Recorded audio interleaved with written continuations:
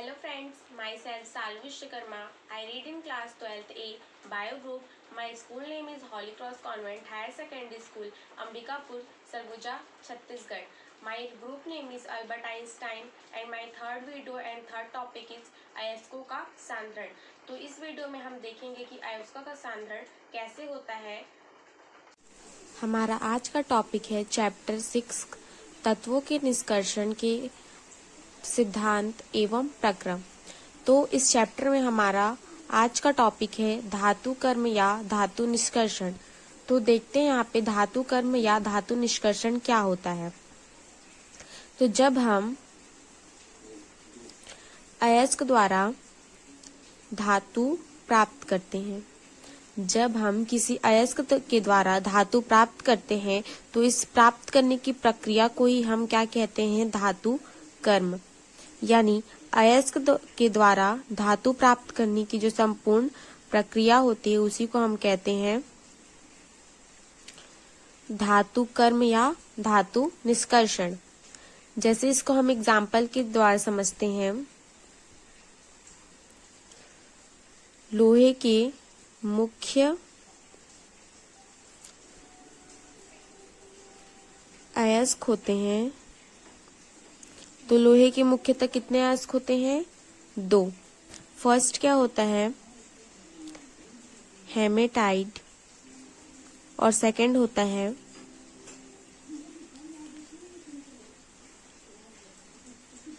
Magnetite.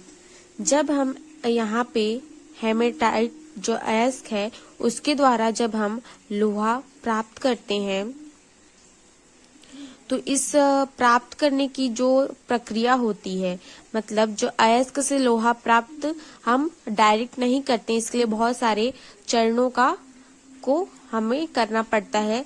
तो ये पूरी जो संपूर्ण प्रक्रिया होती है इसकी, उसी को हम कहते हैं धातु कर्म। तो हेमेटाइट से हमें 70% लोहा प्राप्त होता है और मैग्नेटाइट से 72% लोहा प्राप्त होता है जब हम इसको धातु कर्म के जो प्रक्रिया है उसके द्वारा प्राप्त करते हैं। तो अब देखते हैं कि जो धातु कर्म का जो चरण होता है वो कितना होता है। तो धातु कर्म में मुख्यतः 4 चरणें होती हैं। फर्स्ट क्या होता है? अयस्कों को तोड़ना या पीसना।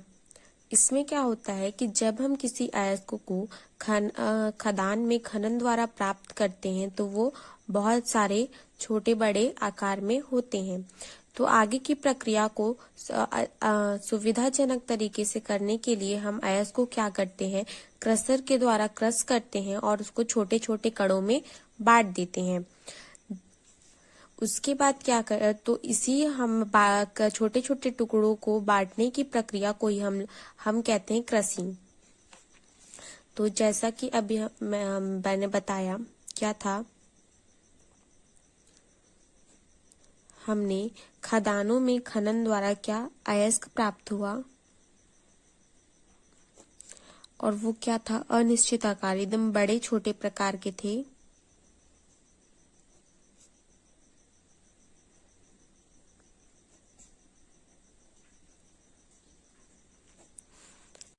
यहाँ पे जो हमें बड़े छोटे प्रकार आकार के जो अयस्क प्राप्त हुए उसे हमने क्या करते हैं, क्रशर के माध्यम से क्रश करते हैं और इसी क्रिया को हम क्या कहते हैं, क्रशिंग।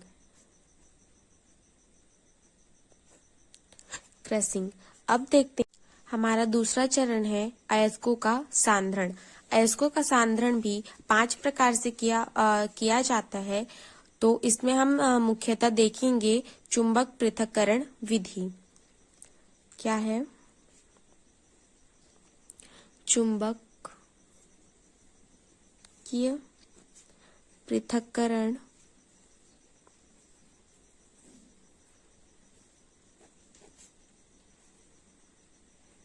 विधि। चुंबकीय पृथक्करण विधि द्वारा उन्हीं अयस्कों का पृथक्करण होता है जो चुंबकीय गुण रखते हैं। इसमें क्या होता है, आयरन के जो ऑक्साइड होते हैं और कार्बोनेट के जो एस्क होते हैं उनका इस विधि द्वारा सांद्रण किया जाता है। तो अब हम इस डायग्राम को समझते हैं कि चुंबकीय पृथक्करण विधि कैसे होता है। तो चुंबकीय पृथक्करण विधि के लिए जिस उपकरण का उपयोग किया जाता है उसको देखते हैं। तो इसमें एक रोलर होते हैं। एक रोलर क्या होता है, नॉर्मल होता है, और एक रोलर क्या होता है, वो चुंबक रोलर होता है जिसमें चुंबक लगा होता है। ये क्या है हमारा विद्युत चुंबक, और यहाँ पे एक पट्टी होती है, रबड़ की एक पट्टी होती है।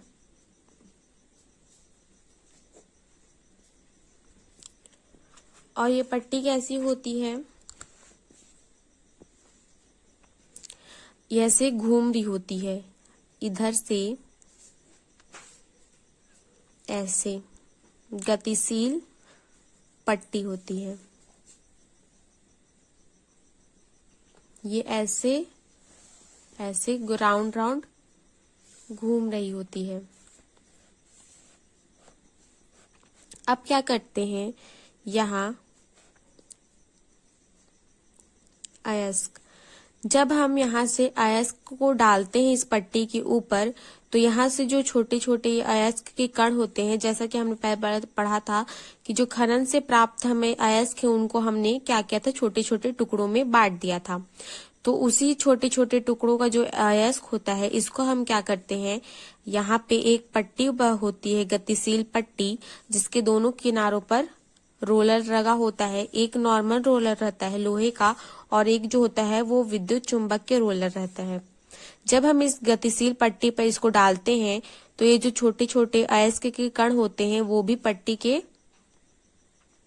ऊपर से क्या होते हैं, आगे जाते जाते हैं, और जैसे ही वो चुंबक के पास पहुंचते हैं तो उसमें जो अयस्क होते हैं, अयस्क में जो लोहे कण होते हैं, मतलब जो लोहे होते हैं,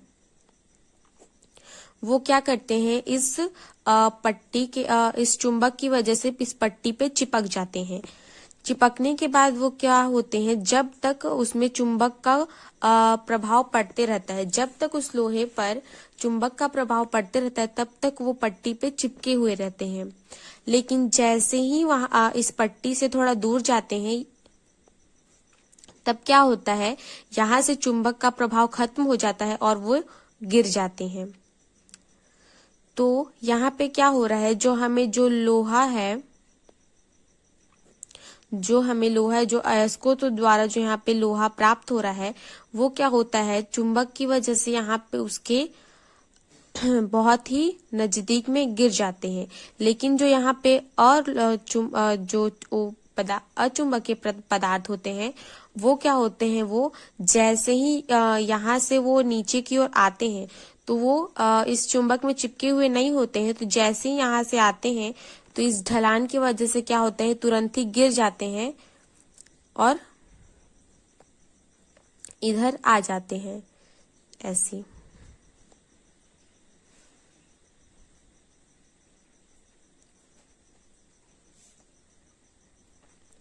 ठीक, तो चुंबकीय पदार्थ क्या थे, वो ये जो रोलर है विद्युत चुंबकीय, तो वो क्या हो रहा, उसके नजदीक गिरते हैं, लेकिन जो अचुंबकीय पदार्थ होते हैं वो दूर में चले जाते हैं।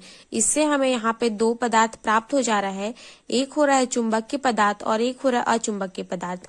तो इस विधि द्वारा हमने इसको पृथक कर लिया है। तो जैसा कि मैंने यहाँ पे बताया था कि इस जो विधि का प्रयोग है वो हम केवल चुंबकत्व गुण रखने वाले अयस्कों के साथ ही करते हैं। जैसे कि मैंने बताया कि लोहे का जो अयस्क होता है हेमेटाइट और मैग्नेटाइट, तो उसे यहाँ पे हम उसका अयस्क का सांद्रण इसी विधि द्वारा किया जाता है। और क्या है,